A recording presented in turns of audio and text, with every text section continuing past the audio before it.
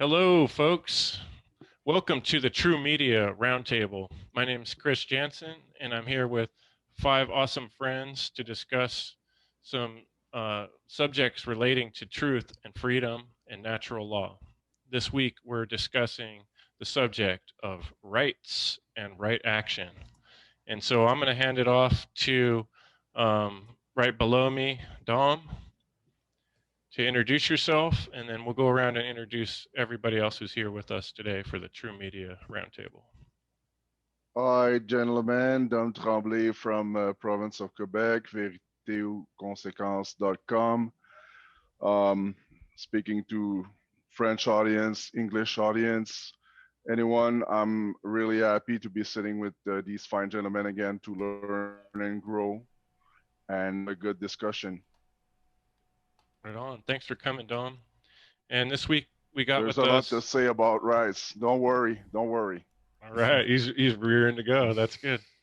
And we got this week with us Michael Lynn. I haven't met you yet, so please introduce yourself, Michael, and tell us a little bit about you. Hey everyone, thank you guys for having me. It's a pleasure to be here. I'm friends with Corey. He kind of introduced me to this whole idea of natural law, and I'm trying to work on my relationship with God, like as a Christian, and I find that it has like many like connections to like Christianity and other religions. So like I'm mainly interested in that aspect, but it's always good to learn new things and get different perspective on things. So yeah, pleasure to meet you guys, and it's great to be here. Cool. Yeah, thanks for coming. Yeah, I think it's good to hear different perspectives, and that's one of the ways the process of discerning truth is. We hear different things and we let them filter through our minds, and we share them with each other, and then find what makes sense in the end and what emerges. Let's go Absolutely. to Aaron next. How's it going, everybody? Aaron Butler. I'm a producer at the One Great Work Network, and doing some more work with these gentlemen, doing some fine conversations every week, and getting to know everyone, and get some more work out there and contribute to the great work. Awesome. Thanks, Aaron. Corey. Hey, how's it going? I'm Corey, Corey Angelat. You can look up my content if you'd like. It's Corey dash Nature is the answer, or just Corey Endrulat, Endrulat. Kind of complicated, but Nature's the answer should be good enough to remember. And you might see some of my videos. You might look at a website for a movement based around natural law and a lot of these ideas. So if you want to learn for yourself, you can learn here from these episodes, but you could also get deep dive right into the information yourself. And I encourage you, to do that as a listener. If you haven't heard anything about natural law or rights and you want to reaffirm or take a greater grasp upon this knowledge for yourself.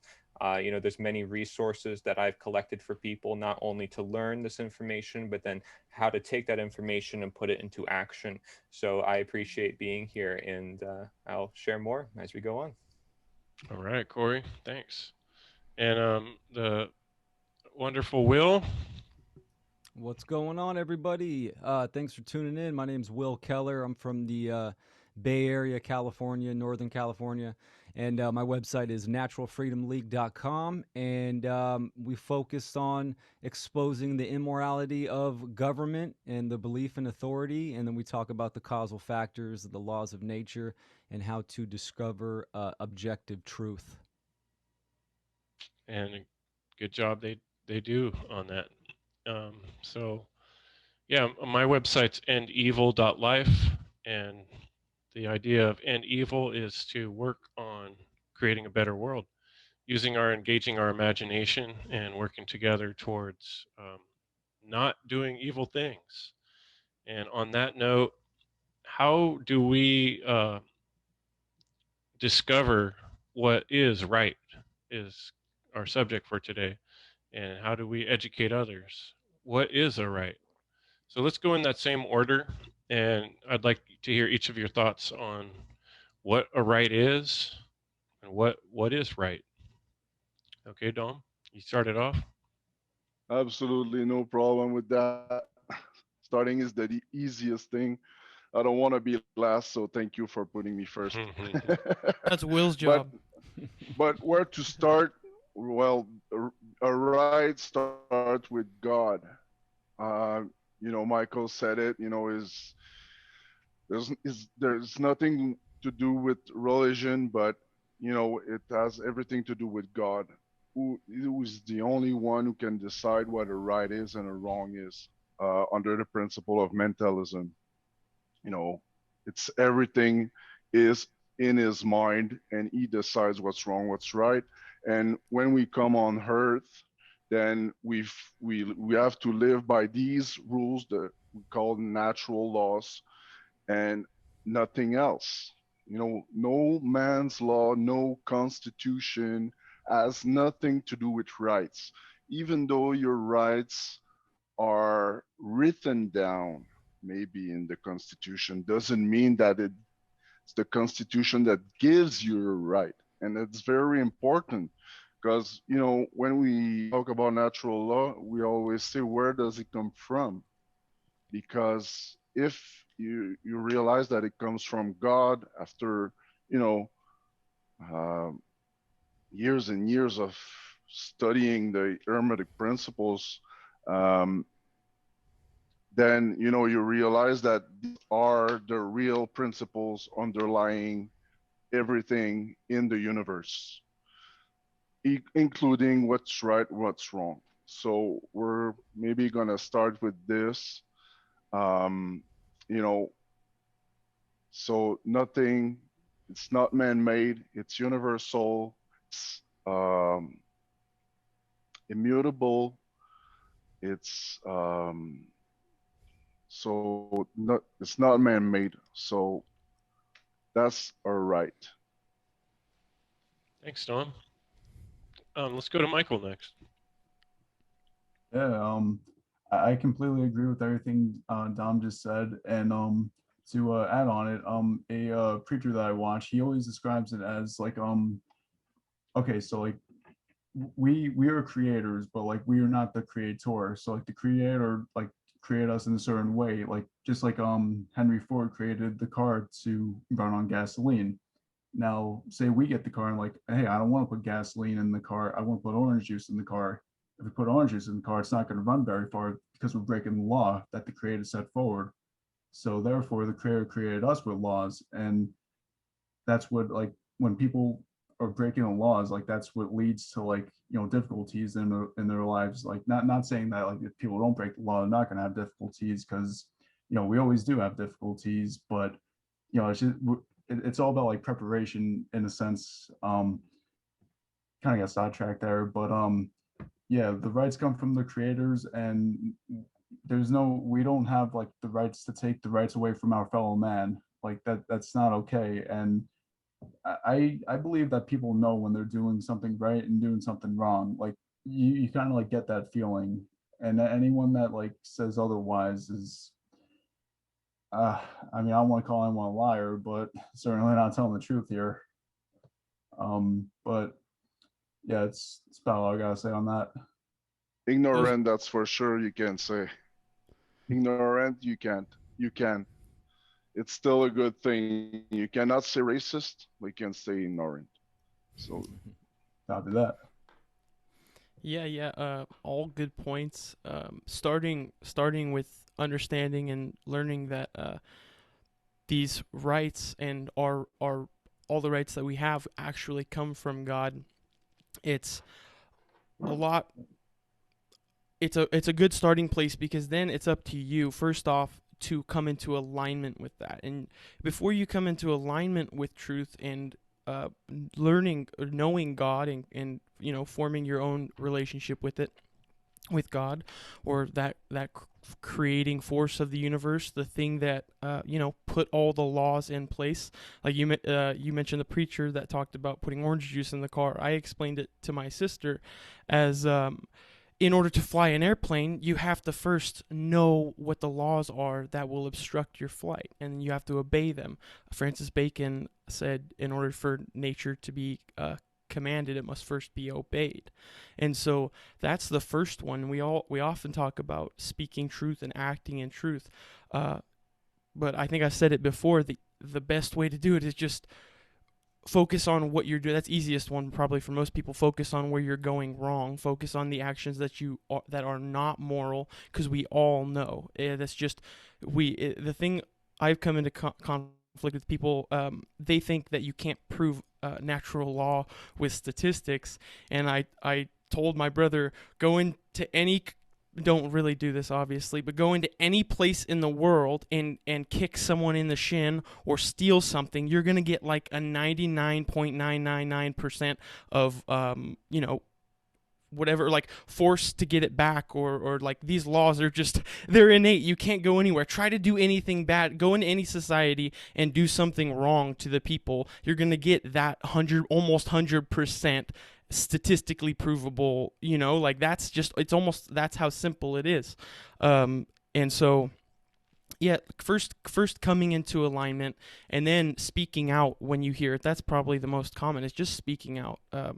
I've come from a couple communities that they want to make their dollar, they want to get paid, they don't want to stir anything up, but what this community needs right now, and we're talking about rights, it's like this should just be, like, it's just crazy to me that we're actually still like, I mean, I had to learn it, I had to go through, I'm still going through my recovery process from all the trauma I've caused to myself and others, and it's like, that's the most, you want to talk about learning who you are and where your rights are, that's the best place to do it. You start with yourself and how you've broken the laws, and the laws should be abided with based on love and through right action instead of fear of punishment, which is, that's, people think that's the real world, is just being afraid of police, and it's like, that's not the real world at all. And so yeah, totally with everything you guys are saying, good points. I'll leave it there. Perfect, right on 3 minutes. Oh. All right, Corey, what do you got? Been on the edge. So let's I'll go back to defining a right. I know, because if I don't, Will probably will. So Will. So Will. yeah, he's got a great name for that, Will, which I'll get into. But a right is not a wrong, right? So it sounds like common sense, and I like the fact you guys put it into actual experiments, something that we can observe on a daily basis. I like the fact that Mike went into that and Aaron added on to that. That was cool. But that's what it should be, right? Because Aaron mentioned, why don't we know this stuff already? Why don't we know our own rights? If it's part of us and we each have our own natural human rights, well, why don't we know that? So perhaps it is because if we do not know what a right and wrong action is, we do not, let's say, we do not see the evil that is in the world today. We do not see our rights being violated by wrong or violation, violence, any form of theft being taken on our rights. So a right is not a wrong. It's something that does not cause harm, right? And Chris, I think you hinted to this, how we can understand what a right is by understanding what it is not. This is the process of apophasis, or the apophatic inquiry. And when we understand that a right is not a wrong, and that a wrong is not a right, we say it's objectively as it is, truthful. Well, something that is natural all around us, I would certainly hope that it's truthful. Indeed, it should be. And so our rights come from this truthful, universal source. You can call it God, right? Good, God, devil, evil, whatever you want to refer to it as, the universal energy that is surrounded us, karma, law of attraction, golden rule, all these different forms, through all these different religions, through all these different energy mechanisms, if you will, of people having these belief systems based on the universal law. So those belief systems tend to be faulty, or they're not perfect. Our perceptions have to try to work and align with truth. So we should seek to align our actions with our rights. We want to make sure our actions are right. So we want to make sure our actions don't cause harm. So that way we have the right to take it. We don't have a right to take an action that causes harm, because now we're committing a crime, a natural law transgression. So something that harms or any form of theft upon property. Life is a property, your body's property, freedom, it's your property. So anytime a wrongdoing is made, it's some sort of theft being done on your property. So a right is something you can take that does not violate somebody's property, does not steal from their property, does not harm another person's property. That is what a right is. It's something that is correct, something that is based in truth, and something that is indeed universal, that applies to all of us, because again, like I said, we all have human rights. So we understand what those rights are when we look at those situations, and we can picture a world of two people, as Mark Pasio puts it, because if we're going along the lines of experimentation and realizing what we can see in our own life, picture a world with two people, and if the situation works then and there, then we know if the action is right or wrong to take. Like I said, if you, the listener, want to look more into this, I encourage you to. I do have a page dedicated to natural law, and at the heart of it is morality, which is right and wrong action. Because once we understand that, we understand all of our actions. Natural law is the consequences to our behavior, the consequences to our actions. It's what dictates what will happen to us. So right and wrong has to be at the heart of it. And so distinctively, they can be seen. And so it is through the process of property, harm, wrongdoing, and those transgressions. So statistics not needed for something that could be observed in a day-to-day scenario. Eyes open definitely needs to. Getting past the ignorance, caring to learn more about the world that you live in. When there's simple, observable, experimental, scientific things that can be known, then you do not need complex statistics to prove it. You need to simply open your eyes and get out into the world and see it for yourself. And of course, with all the modern day confusion and all the modern day obstacles, could get in the way. But I digress. Thank you. But yes, common sense, conscience is the ability to understand right from wrong action and what actions to take within our own lives. Thanks, Corey. Let's go to Will. Excellent. Yeah, what Corey is describing is objective morality. And why objective morality is important to know is because rights and freedom are synonymous, right? You in order to have freedom, you have to know what actions you can take, what your rights are. And all we have to do is observe what's going on in society and in the world today, and you can understand that we are diving more deeper into slavery. We are at slavery now, and the bondage is the fist is getting tighter and tighter, and that is because we don't know what freedom is. We don't know what rights are. Mm-hmm. So I want to touch on property a little bit. All rights are property rights. Why? Because, for instance, myself, I am spirit, consciousness. This is my avatar. This is my body. I am occupying this body. I am autonomous. I walk on the earth. I'm not directly connected to the earth. I'm independent, right? But still connected with nature. We're endowed with spirit, of course. So to have rights, you have to understand what actions you can take, and that what Corey was saying, apophysis, right? This is it's affirmation through negation, and a good way to explain this is you can understand what rights are by what wrongdoings are. And if you have, let's say you have a needle in a haystack, it's going to be hard to find the needle, but you could burn the hay, and then what's left is the needle. That's a good analogy that I like to use. So let's do what wrongdoings are, right? There's seven of the basic ones, and then you get into ethics, which is something totally different. We're talking about just wrongdoings, meaning that there's harm caused to a person's property. Murder, which is the taking of life. Rape, which is the taking of free will, sexual consent or association. You have assault, which is the taking of physical well-being. You have theft, which is taking of another's property. You have trespass, which is taking security in a person's living space or domain. coercion, which is the taking of another's free will, and then willfully lying, which is the taking of informed consent. You're withholding information so someone can make an important decision. Um, so those are the wrongdoings. And then what's left? You obviously, looking at the wrongdoings, you can see what rights you can take. There's an unlimited number of rights. But this is extremely important because if we don't know what the rights are, then we're going to lose our rights. And that's what we're seeing today.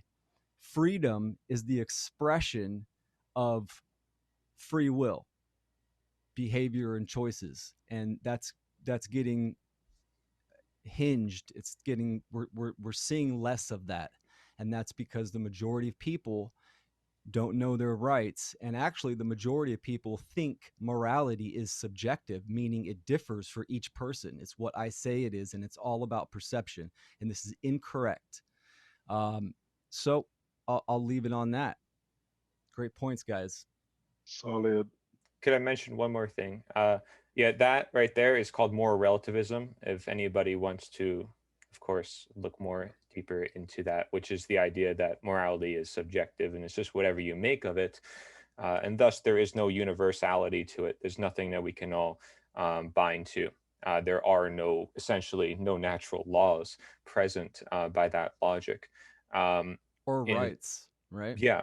And let's keep in mind that no victim, no crime.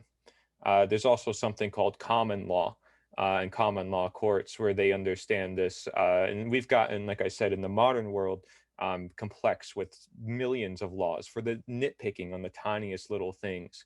But there can actually be justification for, dealing situations, of trespass and so forth, in the day-to-day life with common law, natural law, or things that are relatively universal because they are by their blueprint, by their nature, right? So, and they align with nature because they understand it, they learn from it, and that's what I'm hoping, what we're all trying to do here. Well, the tricky part is, this is an interesting kind of deeper thought for people to chew on a little bit, is within freedom is the possibility to do wrong. Freedom contains, this gift we've been giving of this life. You can choose to do something that's wrong. And if you didn't have that choice, then it wouldn't really be freedom. So wrong is contained within freedom, and that's a kind of an interesting thing to chew on a little bit. And then the other aspect of it is that, it's easy to talk on the surface about rights not being things where we're harming others, but where it gets a little more tricky, and this is the part that I think hopefully people in the audience are still struggling with and learning, is that a lot of the ways that we're governed and a lot of the ways our society runs are definitely wrong, you know and that's the part that people aren't seeing, because if we all saw that, it would be so simple, like we're describing, like that's wrong. So why are taxes wrong?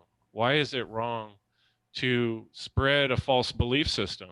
There's all these different religions out there that are going to tell you our way is right, and you have the right to do whatever you want.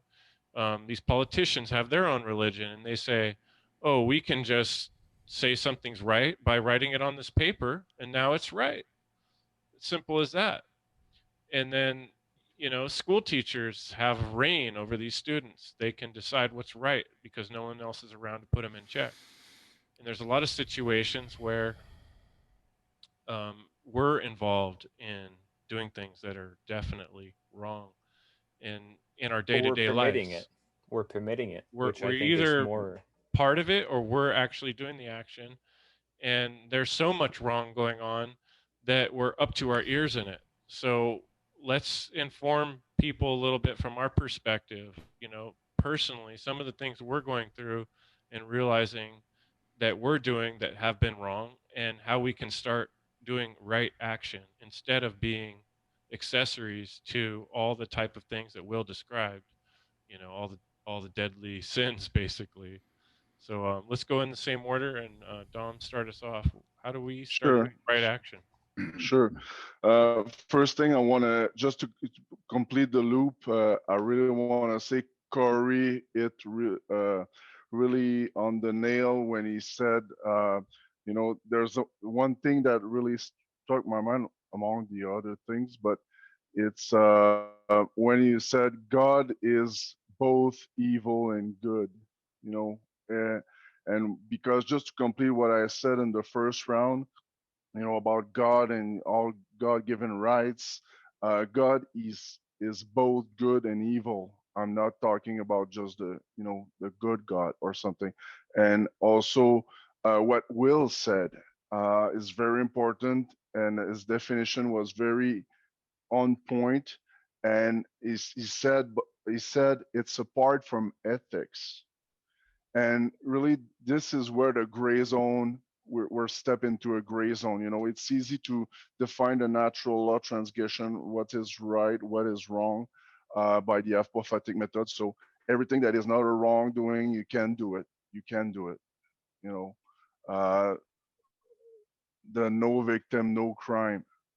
uh, as but there's again a gray zone there where you can put someone in danger, and to what point you can do some reckless driving. You have the right to do it, but are you really going to push the limit where you can put someone in danger? This is where the ethics come from. There's right and wrong. We can easily define it, but the ethics, where we're in the gray zone where, okay, you can do anything you want. We're in a free society. But you still have responsibilities. You still need to think about others. You can just do anything that's right, and oh, it's my God-given right, I'm gonna just shoot everywhere. Like, it's my right. You can do it, but that's not a bright thing to do. And when you're trying to grow into a society where consciousness and awareness and all these principles, and everyone trying to live in alignment with these principles, strive to live such a life. Um, so yeah, that's basically, it's really important to take that into consideration, right? That there's a gray zone where it's really easy to define the rights, what is wrong, what is right. But again, Will said it, ethics, it's a really pointy, subject, but I'm going to leave it there for now. That's an interesting Thanks, point, guys. Dom. Yeah, thanks for All good popping in with points. that. That's something else to think about and add to the conversation. Let's go to Michael next. Um, yeah, so as far as like I'm sorry, could you repeat the initial question? Oh yeah, well yeah, because Dom kind of went back and covered what everybody said on, and what I was kind of asking next is, on a more personal level, what actions can you take in your life that are right action, and maybe help define even some of the things in the past you've done that you realize now were wrong, so people can understand what we're talking about. Okay, thank you. Um, yeah, so I believe that there's like the best version of ourselves that exists somewhere. And like coming again from like a Christian perspective, like when we sin, like that kind of like creates static in between like us and our creator. Now, I know this is like new agey or whatever, but this chart right here, like down here, like the low volume, like that's like low vibrational stuff, like sin, like basically like shame, guilt, apathy, fear. But like once you like forgive yourself and like you start moving higher, like because we're all shitty people, we all did bad things in our lives, and we can hold on to that, and woe is me. Or we can be like, okay, you know what, I messed up in the past, but it's time to pick myself up and keep moving. And once you like keep moving, you get to the higher frequencies, like reason, love, joy, peace, and enlightenment. Now, enlightenment is at the very top, and what I believe that is receiving the Holy Spirit, like as a Christian, because like as people, like we're in these bodies, and like we get spirits, we can get bad spirits that lead us into like sin and temptation, or we can like have the Holy Spirit, which is the Spirit of God. Now, if we have the Holy Spirit, like it's going to give us like that discernment, like that, like, focus on like to do like the right thing, like that knowledge. And that's what I believe like enlightenment would be like in, in Eastern religions, for example, or like anything where you can reach like a certain point. So like things that I could do in my own personal life. I, I'm I'm not where I want to be, but that's because of my own actions in the past. Like for example, sometimes like I do things that I know I shouldn't be doing, but it's just like my body wants to do it, and I'm like, okay, I give in. And then once like that occurs, like I feel the static, like because I can feel like that, like losing that connection to the divine. So like, and like once I'm in it, like I just like lay down, like it just gets like piled on as someone was saying, and it's hard to like break out of it. But once you recognize that you're there and you truly want to get out, I believe that God is just one step away, and you just got to turn back and go to him, and he'll pull us out of it, and just got to keep the faith and get back on that high like vibrational frequency. Nice, right on time too. Uh, yeah, totally. You brought up that chart, and it made me think a lot about when you raise that frequency, and when you get up, because most of us, I'm sure, only have certain moments where we actually get that kind of revelation or the experience with God, or like that, experiencing the Holy Spirit for, I've only experienced it a couple of times or whatever. I wasn't raised religious. It wasn't pushed on me. So I ended up I kind of found God by myself. No one really. I always been, tried to go to the church groups and all that stuff, and all of that. But I think for me, there's a lot of kind of in the pub. I don't know, a lot of things. In the public, mostly I'm against like all the regular everyday people. I think that's where it's everyday common people that are contributing to this, and we're all pointing the fingers. But in reality, if you stopped and recognize that you're divided with God, you're going, anyone can recognize when something is, I think that anyone can recognize what is immoral. Now, if you've participated in so many destructive or immoral behavior, it chips away at your ability to perform right action and the will to change it.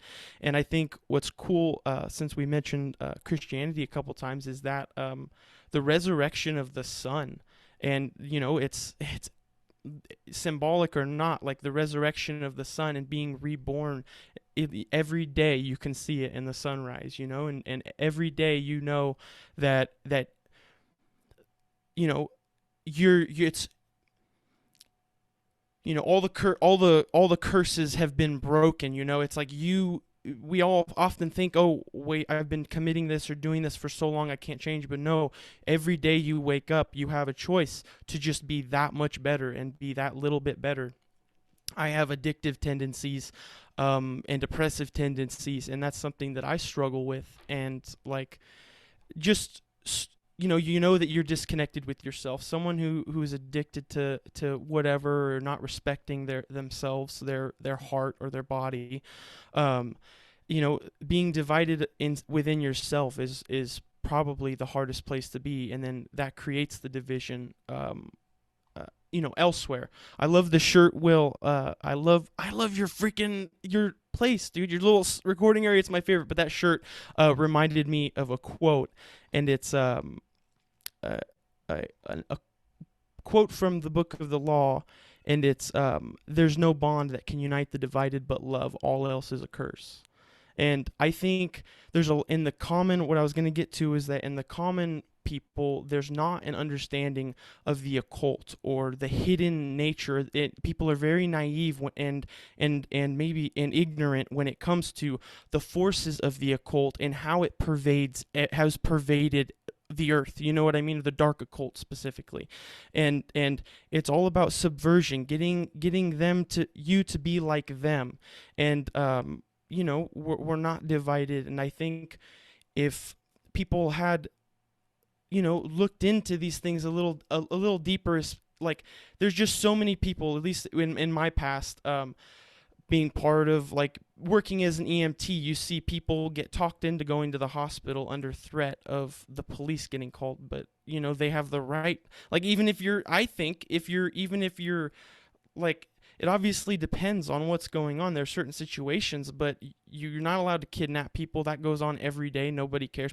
Millions of people get kidnapped, just elsewhere. There's 800,000 kids go missing in the United States. We're so ignorant in what we're actually doing. It's like we're just doing it automatons, just like part of it, want to get the paycheck, want to get the money. Everyone's going to get all these stimulus checks now that we have mommy in the house. Everyone's just going to get pacified right into fascism and slavery and more overt slavery. And it's like, I have a lot of frustration with just because I've been naive once, but you make a naive mistake with something like human slavery, and there's no going back. Once you see it, once you understand actually that it's all of us, and there's no pointing fingers, and our job is to just get our brothers and our sisters all on the same page. That's a simple task, and I don't know, the hard one for me is just understanding that, because I've been a part of it, but trying to get through to people. There's so many work environments, you can't talk about it. It's like, it's just the most ridiculous thing. No, everyone's afraid to talk about it. They think they're just going to get someone's going to come after them, or something bad's going to happen to it. It's like, dude, get everyone in your work together and tell your boss no. And just say no. Imagine if all the employees in the U.S. just stopped going to the places that they had to wear masks. It's like, that's a simple way. We could solve that really, really quick, but no, it's the small people that are by themselves getting hammered on, the people who actually have a little bit of moral awareness left. Like, I don't know. I don't want to go too crazy, but yeah, like I think the hardest one is, I don't know, it's like beyond education though, because some people you really, really think, like, I don't like to say that anyone's a lost cause, but you have to be able to recognize when you're actually doing yourself harm and trying to change certain things, But yes. Let's go. Go ahead. Thanks, Aaron. Great. A lot of good stuff there. Let's move on to Corey next.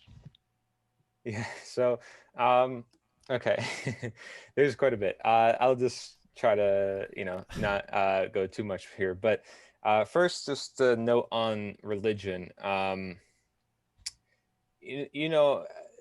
whole idea of religion, the meaning could be dual here. It could be very constricting on the mind and lead us toward only looking through things in one way, or it could bring people together in another way. So religio or religare, but that those are both in Latin. So, but we have to question here, a lot of people think morals come from religions, and I think that's kind of why we steered into religion as a whole on this subject.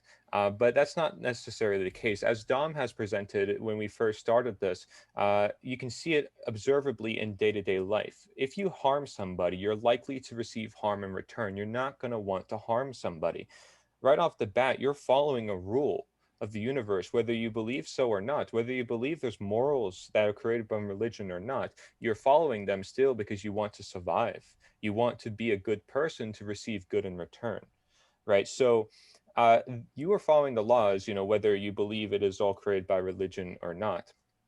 And to which is the case where we may actually say, we're spiritual beings. Spiritual doesn't have to just include religious.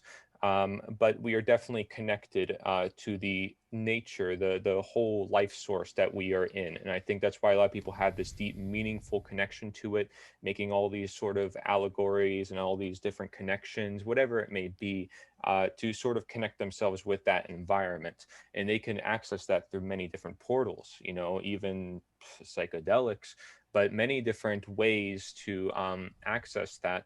But on day-to-day knowledge, if we're talking about rights, and I will get to your question, Chris, by the way, but I just want to cover this. Going over the frequencies that Mike mentioned, I kind of want to reflect back to conscience, right? When we decide what is right and wrong action, um, I mean, what is a right or wrong action to take for a certain situation? We are actively using our conscience. We're using our common sense. And so that is requiring the use of our neocortex, which is this high order thinking, very similar to this high energy vibration, the high chakra, the crown chakra. We're using this neocortex and we're using both sides of our brain to think about the best action we should take among both sides of the brain to create a balance and then thus create a greater action within our lives. And the same thing with right and wrong. It's a balancing scale. That's why the truth goddess has the scale with her, balancing right and wrong. They're both present within natural law, as Chris has said. But our duty is to recognize what is right and wrong so we can, like I said, move in the direction that we want to go and attract the law of attraction. So that could be seen as this enlightenment, is using our higher order thinking that we are born with.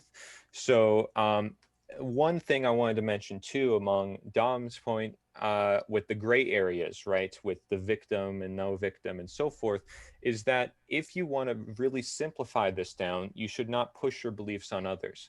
Yes, there's a free world. There is going to be bad behavior that's done. There's always going to be evil. For somebody to think they can just eradicate evil is trying to think that they can perhaps be God and control the events that's happening in the world. But chaos is natural. Chaos is a teacher, as we know. Chaos teaches us what is right and what is wrong, both, so that we know not to hurt ourselves by doing this, and what we know is going to help somebody toward, you know, seeking our love or whatever it may be.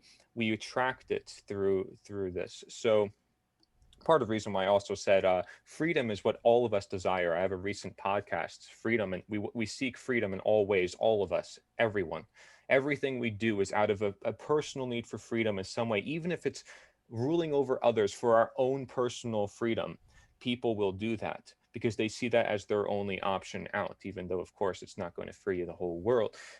We seek freedom through all different means, and we have to seek that through the heart. The heart knows, the mind thinks. I mentioned that. If you were interested, I have a podcast. That's why I'm not going too far on it. But if we don't push our beliefs onto others, then it's okay. So yes, you can do something. That doesn't mean it's right or it doesn't mean it's wrong. You have to understand that just because you can do something, just because you have the right to do something and you're free to do it, does not mean that it's actually right or wrong in nature. So it's something we have to learn for ourselves. This is a learning process. We don't learn when someone just tells us what to do. We learn when we understand this trial and error, this cause and effect golden rule methodology, which is simply just recognizing the law. And you don't have to say natural law for it to be into effect. So simple Maybe common that's part of sense. why we're here, is to learn and to go through Yes. And to that word it in process. different ways and to help us understand the same concepts, but in different ways. So if this sounds too complex, let's just understand what, for example, Benjamin Franklin said, freedom and security, right? This is a very core aspect with this scenario, because people, you know, just going along what Dom said, it's important because a lot of people believe this, you know, along the lines of wrongdoing being done in a free world. And they think all the wrongdoing is going to happen. It's just going to be chaos, right? So addressing that to me is very big because it's a big subject that needs to be tackled. And it is best said in that quote, which I think was Benjamin Franklin, but it basically, he says, if you want to pull it up to get exactly what he said, but he says, if you spend freedom for security, you deserve neither and you lose both. Basically, that's along the lines of what you said. Basically, what that means is that you should not give up your freedom for security. You need to be free, but have responsibility. So now this answer goes into Chris's question. What is it something that I've done wrong in life? What is something that a lot of us have done wrong in our lives? Well, it is understanding that we own ourselves, that we shouldn't just say, oh, well, the government will fix my problems. Oh, well, they'll handle it. I don't need to handle my own life. They'll grow my food. They'll do this. They'll do this. They'll just take over my whole life. It's fine. Or the police will defend me. Yes, The right. worst. But it is your natural right and duty and responsibility to defend yourself by nature. You have this ability to do so, and you have your own property that only you own. And so it is your ownership, your duty to defend it. And that's what we're doing here. We're not introducing anything new into the world and saying this must be cast upon the world. We're simply defending what is here and teaching what that defense mechanism is. So big difference. And that's what creates the difference between freedom and security, and freedom versus government, essentially, is what it is. So we want to do that. And once we understand that responsibility, we realize the wrong we may have done by simply encouraging a group of gang or thugs or people who are just like us to rule over our lives when they have no right to. So we understand where those That's a rights big one. belong. Yeah, we understand where those rights belong. And this is probably one of the biggest wrongdoings that we could have done in our life, is encouraging folks to take control of our life when they have never had the right to. And it, not to mention, but power And then corrupts going on naturally. and acting like that's an okay thing to be doing, you know. Yes. So it's let's moral jump culpability. to let's go to Will next, Corey. Okay, sure. Cool. Yeah, a lot of good points. I mean, one of the key things is responsibility. This is why knowing rights and knowing the correct behavior is so important, because as we see what's going on now, the majority of people are actually immoral. And that phrase right there will piss a lot of people off. And that's hard for people to understand. But how many people condone government? How many people support government? See, this is the problem, is that people are dependent on government. They're not taking self-ownership and responsibility for themselves. And this is where the failure comes into play. And this has been bred out of humanity, right? How many people actually know how to grow their own food, or even a group of people grow their own food and provide for themselves? Most people do not, right? Because you have to go to the grocery store, and a lot of people are on, government funds and that kind of stuff, and they put their kids through the government education system. Which, by the way, Corey, you mentioned kids. Kids are inherently thriving for freedom. That's what they do when they're super young. That is bred out of them as soon as they get into the indoctrination camps. So culture is not your friend, and that's something I wanted to point out. But going back to rights, and I'll kind of take the torch, Corey, when you were talking about moral culpability. We need to understand that who's creating the action, who is actually performing the actions. When is it the order giver? Is it the politicians that sit on their so-called throne and say, go bomb this country, go kill these people?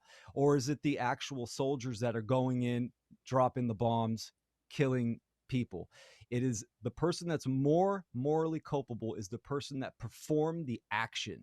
And this is why people that condone government are actually condoning slavery, because they're taking the action and they're voting. They're the police and military are the goons that enforce the strong arm. They're the strong hand of the government politicians and the bankers and all this shit. So it all comes down to rights, knowing right action and moral behavior. And this is the law of freedom, right? As a society is more moral, that society becomes more free. If a society is more immoral, then that society becomes more enslaved. And this is observable. It's inherent in nature. We can see this. We can use the scientific method and use logic and reason and observe this even through history, that all the patterns are there. So I don't know how I'm doing on time. I'll leave it at that. We'll move on. So Yes. Awesome. One thing I'm kind of reflecting on, I'm kind of thinking back through my life, some of the realizations I made. And so I'll try to express it from my own personal opinion because it's almost easier that way. You know, for me, a big hurdle was Will brought up voting. You know, I had long in my life thought that voting was a fair way to do things. I'd sort of been, you know, indoctrinated to this idea that that's how we make decisions. And it kind of made sense to me for many years, like, oh, everybody votes, and where whoever gets the most votes, then that's what wins out. That makes sense. But coming to a greater understanding of what freedom means and what truth means, and over the years, as I'm looking deeper into things, I'm realizing that no, that's wrong, because what that does is it encourages this groupthink behavior that might makes right. That the most people that are able to have the most aggressive strength and power are able to rule over the other ones. That, you know, so in other words, you could have a situation where the same people for generations and generations vote, but they always lose because the other majority always wins. So they're constantly never getting their and by being part of a system like that, we're encouraging wrong behavior. That it's okay to rule over other people, and it's okay not to make your own decisions for your own self, your own property. And I had the same thing I went through in my religious experience, because I grew up, you know, heavy into Christianity and going to church every Sunday, and I thought, oh, it's all good, it's all wonderful, you know, this is about being good to each other. But as I grew up, I realized there were a lot of things that have been done throughout history by various religions that are very evil. And part of the way that happens is one person convinces a group of other people, like Don was talking about, that there's this gray area. And if you're all part of this religion, we all have faith in what we're saying, then you go along with these other things, you know.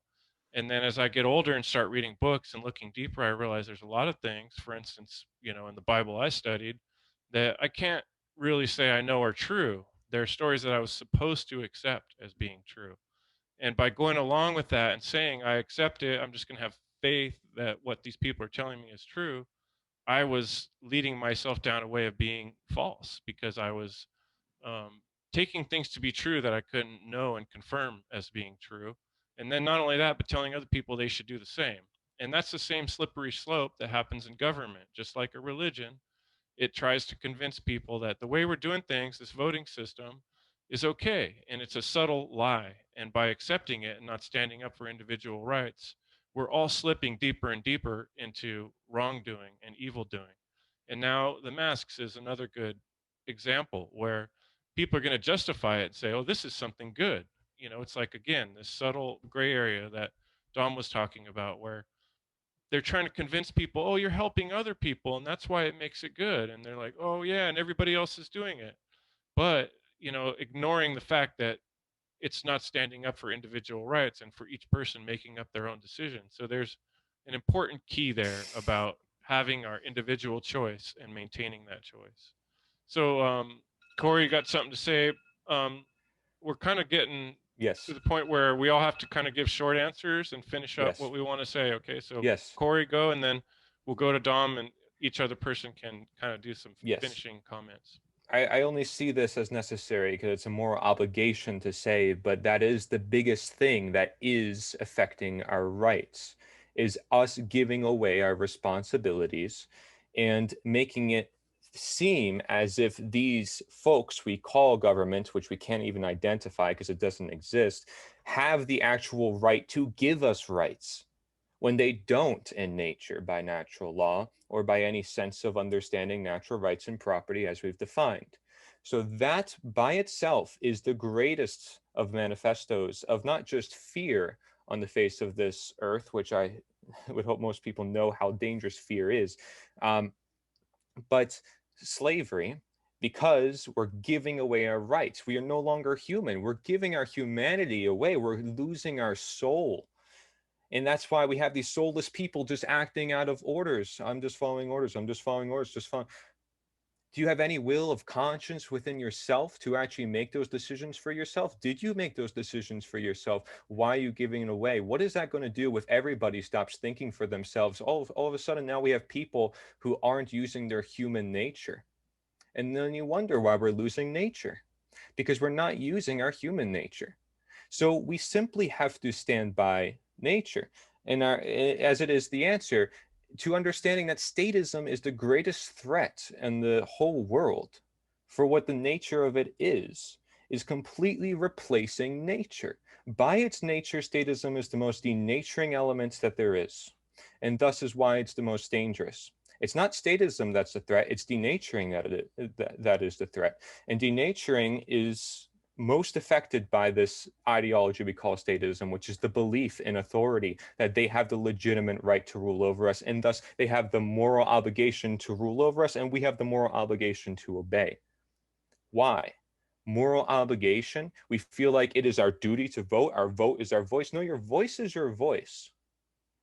So don't get that wrong. Understand your nature and where you come from. Does the government have any place to do with the birth of your child, the birth of you, the birth of life? It doesn't. Has no place.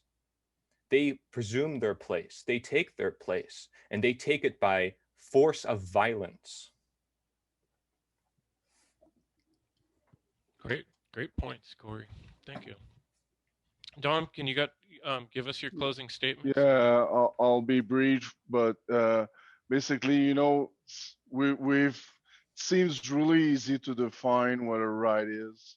Seems really easy to define what a wrong behavior is, what a right behavior is. So then, why do people behave immorally?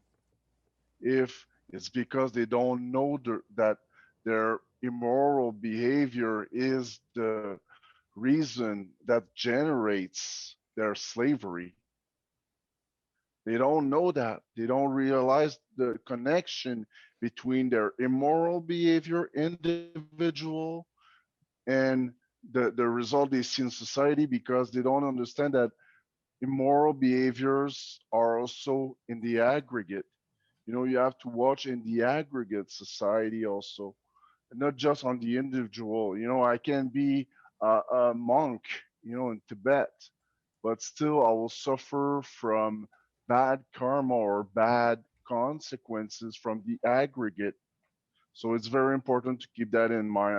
I'm just gonna close on that, but you know, very good points, everyone. Thank you again. Very good conversation there. And but don't forget, really the aggregate makes it also hard to differentiate. You know, it's that's why we don't teach karma right off the bat from on people on the street, because you know we have to go progressively so that they can really understand that their behaviors have consequences. You know, in the aggregate too, they add on to the, if they behave morally, then they add on to the aggregate moral behaviors, and then generates what Will said, you know, the law of morality. So thank you guys. I really appreciate the opportunity again to learn and grow Thanks, Dom. and represent Natural Freedom League. Love it. The buildup of evil, it affects everyone. Michael, do you have anything you want to kind of finish up with today? Yes, sir. Render to Caesar the things that are Caesar's, and to God's the things that are God's. We were all created with a divine purpose, and the enemy uses his mechanisms to separate us from that purpose, separating us by race, gender, just all these insignificant differences to divide us for no good reason at all. And it would be nice if we can all see through it, but we're all conditioned not to. We're all conditioned to look at them as the enemy, when we don't realize that we all come from one bloodline. And it's sad, but I'm very thankful to be in the presence of very open-minded individuals such as yourselves, and hopefully together we can help more people open their eyes and wake people up. Thank you. Thanks, Michael. Those are wise words. Thank you, sir. Aaron. Not too much to say. We covered a lot. I like what Corey was getting into about government. Obviously, government is like the biggest destruction of freedom, and that's all it exists for. You know, we need to get out of you know, having such naive belief in the institutions. I always hear people when they talk about the threat of a military, they say, "Oh, the military's got our backs. The military's got our backs." So where were they in all these atrocities that happen on American soil? I mean, it's just daily. It's like the military intelligence, um, the media, medicine, science, technology, all of these things are totally infiltrated. And we have to admit that. We have to come face to face with that and recognize there's a big problem here. Psychopaths hide behind badges. Psychopaths hide in uniforms. I'm not saying they're all psychopaths, but they're on their way and they're contributing to a system that is ultimately enslaving everybody and everyone. By paying our taxes, by allowing police to kidnap people and arrest our children, and allowing, it's all just a big word for slavery and control. It's never been about freedom. We have to understand that. I would just say, share the work. If people aren't doing the work, and if people aren't actively online trying to present themselves in the media, do the work in the physical domain. Do the work at your job. Do the work, or leave your job if it's immoral, but do the work as best you can, whatever you can. And we're gonna keep going. But I'll finish it up just by saying, if you're not doing the work, share other people's work. Contribute your time and attention and whatever, some resources to the people doing that work. Support those people. And, it's a hard thing to get up here for most of us. I'm sure we all know, to get up here and take our time and share these things and give references and give ideas and share our heartfelt gnosis, But, just sharing Mark Passio's work, Streetwise Spirituality, Natural Law, Morality and Disclosure, Demystifying the Occult, Part 1 and 2, Cult of Ultimate Evil, New Age Bullshit. Just share those. That's so simple. It's so epic. I mean, how much easier does it get, all that information in just those seminars? Used to go our whole lives if it wasn't for Passio sharing this stuff. Like, we would have way less pieces. But I mean, yeah, I'll leave it there. Great, thanks, Aaron. Mm-hmm. And Will, you got anything you want to close up with? Yeah, man. I think it's important to know a couple questions you can ask the viewer. Anyone can ask themselves: is, do you own yourself, or does someone own you? And this is important because you have government, right? Which government doesn't exist. These are just people that are making a claim that they are something, right? And then the majority of people are supporting that claim, and that claim is that they own you. They also claim the land, they claim the air, the water, they're claiming nature, right? This is a completely perverted mentality of a God complex, right? These people think that they are God. So what's right action, and what can we do? If you look at prohibition, it was reinstated by the government because the majority of people said, fuck you, we're going to do this. And the strongest force on the planet, besides nature, is the people themselves. When they come together, that's the strongest force. And even government, which all they do is manipulate and try to control, they said, well, we'll just make we'll make this legal because everyone's doing it anyways, because they can't let go of the control.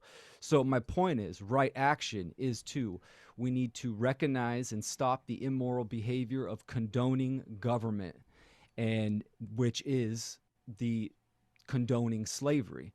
And we need to opt out of these systems. Stop paying taxes. what we're talking about is a level of consciousness, a higher level of consciousness. So you need to understand that you're going to be detoxing from your addiction to culture and what you know of this human experience, right? You're going to have to leave some shit behind. You're going to have to evolve and move on from this materialistic realm. We need to create new systems of agorism, and you use other means of barter and trade and educate our own, and form these communities and say fuck government and fuck these systems because they are immoral, they're illegitimate, and they're evil. It's just the right isn't there, and they're claiming that right on you. So educating yourself is the start, and yeah, Apology. for sure, absolutely. That's the part that people have trouble with, saying I was wrong, I was acting immoral.